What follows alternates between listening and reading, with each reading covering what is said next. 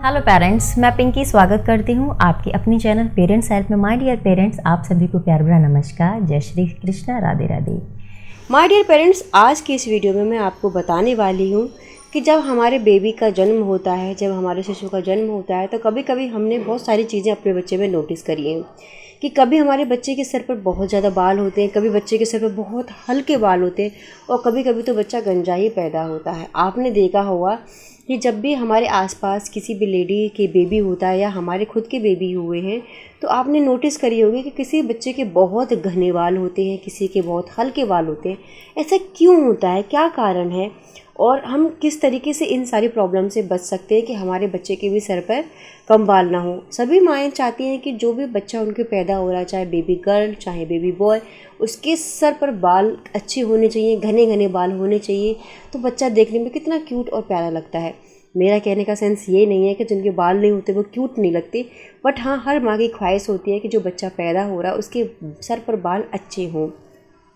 तो ऐसे कौन से कारण हैं कि जिनकी वजह से बच्चे के सर पर बाल कम आते हैं या बहुत हल्के आते हैं। देखिए, आपने अभी देखा होगा कि जब बेबी का जन्म होता है तो जहाँ एक और कई चीज़ों का विकास होना बाकी होता है, तो वहीं कई चीज़ें जन्म से होती हैं। बच्चे के जन्म से ही उनके सर पर बहुत ज़्यादा या कम बाल बहुत ज़रूर होते हैं। वहीं ऐसा बहुत कम होता है कि शिशु के जन्म के बाद उसके सर पर बाल ना हो। लेकिन शिशु के सर पर बाल होने ना होने के पीछे कुछ खास कारण होते हैं। उन कारणों के बारे में मैं आपको बताने जा रही हूँ। देखिए, अगर आपके बच्चे के सर पर बाल ज़्यादा हैं या कम हैं तो उसका प्रभाव जीन्स के कारण भी होता है। जी हाँ, जीन्स भी करते हैं, इस चीज़ को इफ़ेक्ट करती है जीन्स। जानकारों के अनुसार या हम इस चीज़ को सर्च करें या उससे पूछताछ करें तो बेबी के जन्म बाद पेरेंट्स के जीन्स के अनुसार बेबी के बाल होती हैं। वो निर्भर करता है कि उसके बाल लंबे घने हैं या फिर घुमावदार हैं, करली हैं, स्ट्रेट हैं, हल्के हैं या मोटे हैं। कहा जाता है कि अगर बाल लंबे हैं तो वह निश्चित ही माँ की जीन्स है, और अगर जो बाल कर्ली हैं तो पिता के असर से हैं, ये सिंपल है, नॉर्मल है, तो वो पिता के जीन्स उस बच्चे में गए हैं। वहीं कई बार आपके बच्चे के बाल जस्ट अपोजिट सुनहरे भी हो सकते हैं।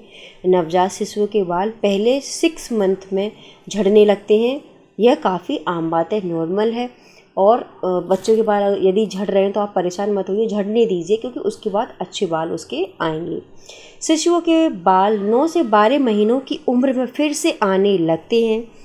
जो नए बाल वापस आते हैं वो पुराने बालों से काफ़ी ज़्यादा डिफरेंट होते हैं, स्ट्रॉन्ग होते हैं, शाइनी होते हैं, थिक होते हैं। हो सकता है कि आपके नवजात शिशु के काले घने बाल सुनहरे बालों में बदल जाएं, या फिर जो सुनहरे बाल हैं वो काले बाल हो जाएं, तो ये भी प्रॉब्लम हो सकती है। दूसरी समस्या है हार्ट बर्न की समस्या। जी हाँ, हार्ट बर्न की समस्या भी आपके बच्चे के बालों को इफेक्ट कर सकती है। जानिए कैसे। देखिए, हार्ट बर्न की समस्या अगर आपको गर्भ के दौरान, प्रेगनेंसी के दौरान रही है तो आपके लिए ये थोड़े से सोचने वाला विषय है। ऐसा लगातार होना आपके बेबी के लिए सही नहीं है, इससे आपको बचना चाहिए, इसको किसी भी तरह से इससे निकलना चाहिए।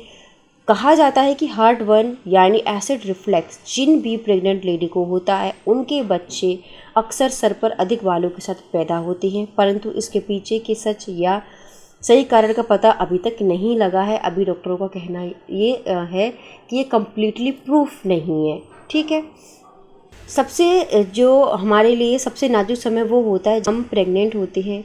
इस समय आपको जो सबसे खास ख्याल रखना होता है वो होता है आपका खान पान। आपकी बेबी की ग्रोथ पूरी तरह से इसी पर निर्भर होती है। आपने बेबी के अच्छे विकास के लिए खान पान का ख्याल रखना बहुत ज़रूरी है। हमारे गर्भ के दौरान इस बात का ख्याल रखना है कि तेल और तला हुआ भोजन ना के बराबर करना चाहिए। डॉक्टर मना करते हैं कि हमें बहुत ज़्यादा स्पाइसी या ऑयली नहीं खाना, इससे आपको कई तरह की समस्याएं होती हैं। हार्ट बर्न, एसिड, इस तरह की प्रॉब्लम हमको हो सकती है बहुत ऑयली और स्पाइसी खाने से, इसलिए हमें अवॉइड करना चाहिए। एसिडिटी की समस्या से भी ये प्रॉब्लम हो सकती है। देखिए, जब हम प्रेग्नेंट होते हैं तो हमें एसिडिटी की प्रॉब्लम बहुत ज़्यादा रहती है। आप कहीं घूम फिर नहीं सकते हैं, इसीलिए आपको इस समय अपना पूरा ख्याल रखना चाहिए और सही और जल्दी पचने वाले ही भोजन खाने चाहिए यदि आप एसिडिटी से बचना चाहती हैं। हमें वॉक करनी चाहिए। अगर हम चाहते हैं कि हमारे बच्चों की हेयर ग्रोथ अच्छी हो, किसी प्रकार का बच्चे के अंदर गंजापन ना हो, तो हमें वॉक करनी चाहिए, अच्छा खाना चाहिए, बहुत ज़्यादा स्पाइसी और ऑयली नहीं खाना चाहिए। देखिए, खाने के बाद गर्भावस्था में आपको सैर करना भी बहुत ज़रूरी है। इसके लिए आप घर में ही थोड़ा घूम फिर सकती हैं। और प्रेगनेंसी के दौरान आपको पेट के बल झुकना नहीं है। ऐसा करने से आपको समस्या होगी और बेबी को भी दिक्कत होगी। आप मसालेदार, खट्टा व कड़वा भोजन नहीं कर सकती, ये बेबी के लिए हानिकारक हो सकता है। इसलिए हमें इन सब चीज़ों का खास ख्याल रखना चाहिए। तो इस तरीके की जो समस्या हैं, जैसे हमें बहुत ज़्यादा एसिडिटी बन रही है, या हमें बहुत ज़्यादा हर्ट बन यानी सीने पे जलन हो रही है, बहुत ज़्यादा वॉमिट हो रही है, तो कहीं ना कहीं ये चीज़ें हमें अफेक्ट करती हैं बच्चे की ग्रोथ पर, ऑल ओवर ग्रोथ पर। और जो बच्चे के जो बाल हैं, अगर आप चाहते हैं कि अच्छे बाल आपके बेबी के उगे, तो उसके लिए आपको पूरा खान पान का ध्यान रखना है।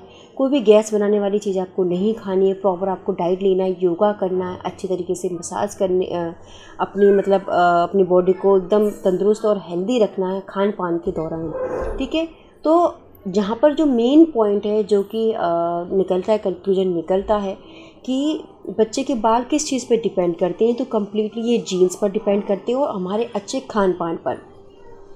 अगर आप जो पेरेंट हैं, आपके हेयर ग्रोथ अच्छी है, तो आपके बच्चे के जो हेयर है बहुत अच्छे आएंगे। यदि आप दोनों में से किसी के भी बाल हल्के हैं, या गंजापन है, या किसी प्रकार की कोई समस्या है, तो बच्चे के बाल हल्के आएंगे। या फिर आपने अपना खान पान अच्छा नहीं रखा, आपने फ्रेश एयर लेनी, योगा नहीं किया, एक्सरसाइज नहीं किए, या आप ऑन बेड रही हैं, तो हो सकता है कि वो आपके बच्चे की ग्रोथ को, बच्चे के हेयर ग्रोथ को भी इफ़ेक्ट करे। इसीलिए डॉक्टर बोलते हैं कि अच्छा खान पान रखो, खुश रहो, एक्सरसाइज करो, पानी खूब पियो, तो आपका बच्चा एकदम हेल्दी होगा और किसी प्रकार की हेल्थ इशू उसमें नहीं होंगे। तो माय डियर पेरेंट्स, मैं उम्मीद करती हूँ कि ये दी हुई जानकारी आपको अच्छी लगी हो। यदि आपको दी हुई जानकारी अच्छी लगी हो तो प्लीज़ इसको लाइक शेयर ज़रूर करें। मैं नेक्स्ट वीडियो मिलती हूँ नेक्स्ट टॉपिक के साथ। तब तक के लिए टेक केयर, बाय बाय।